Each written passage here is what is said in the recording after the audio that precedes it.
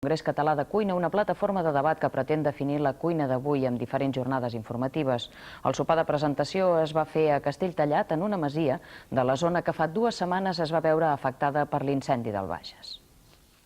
A la masia de Cal Prat Barrina, a Castelltallat, s'afanyaven a enllestir els darrers detalls del sopar, un menú de secà. Amb aquest sopar es va voler presentar Manresa com a seu del paisatge de secà del segon Congrés Català de Cuina, inaugurat fa 2 mesos. El trajecte per arribar fins a la masia deixa veure un paisatge gris i trist. La petjada del foc que va cremar Castelltallat fa 2 setmanes.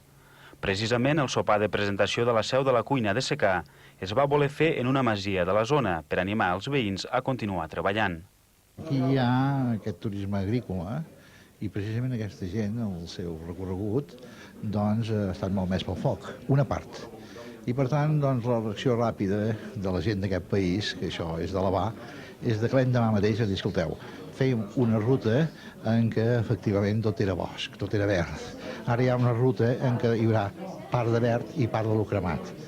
I per sensibilitzar també, de dir, cuiteu, la diferència que hi ha si no ens cuidem i si no cuidem els nostres boscos, que pot ser que el país a la llarga sigui així, el cremat, i en canvi tenim de preservar l'obert que tenim. És un missatge que volem transmetre de que s'ha cremat una part del bosc, però queda una altra part molt important, no solament de bosc, sinó de recursos turístics, com és el cas de l'agroturisme i les cases de pagès d'aquesta zona d'aquí.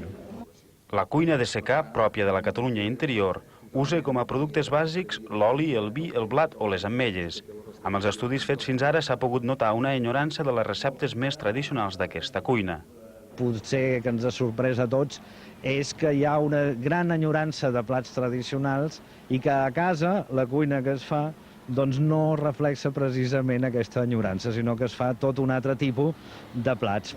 El segon Congrés Català de Cuina és una plataforma de debat que pretén definir la cuina d'avui amb diferents jornades informatives. Les jornades sobre el secà es faran a finals d'octubre a Manresa.